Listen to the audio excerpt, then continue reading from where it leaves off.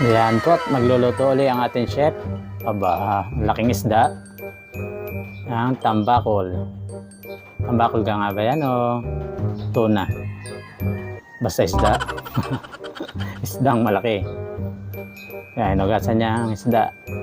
Tapos, anong lutong binabalak ni chef dyan? Ay, palalambutin. Yan nga o. Tapos, dodorogin niya yan. Yan. Dodorogin nga. Yan na agad ng sili. Ito nilabas na mahiwagang pandurog. Oh. Ang na naman ang kanyang recipe. Isdang puro sili ang kanyang gagawin. Yan, nilagyan niya ng dahon na hindi ko alam kung ano bang dahon niya. Pampalasa.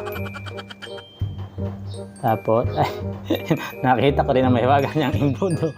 Naglandi na naman ang ating chef. Oh.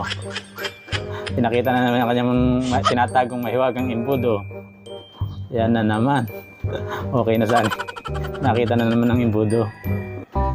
Yan. Tapos, anong gagawin mo dyan? Siguro dyan ilalagay isda. Yan na nga. Mukha naman siyang masarap. Kaya lang hindi ko lang bakit ginamit yung imbudo. Paano ba yun? Yan na po ang kanyang pinaghalo-halong sangkap. Ay siguro isaw-sawa na rin. Kanyang ginawang yan, oh. Ano yun? Nilagyan ng itlog. Hindi pala. Kala ko sausawan. Saka nilagyan ng... Hindi ko lang kung ano yung naglalagay na yun. Magagawa siya ng...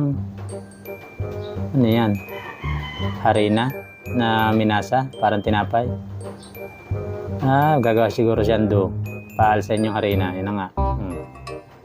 Umalsa na nga po ang kanyang harina. Yun, ginayat-gayat. Tapos, ang gagawin mo dyan, chef? Binilo-bilo. Yun, gagawa nga siya ng do. Tapos, papalaman. Yung isda. Ano yan? Ay, parang empanada. Fish empanada ang kanyang gagawin. Ayun. Ayos nga naman, no? Tapos pepperito. Yan na po. At kulay brown na. Luto na siguro yan. Luto na nga. Tapos, anong gagawin mo dyan? Empanada. Parang ang sarap. Fish empanada. Manibago yun, no? Wow, mapapawaw.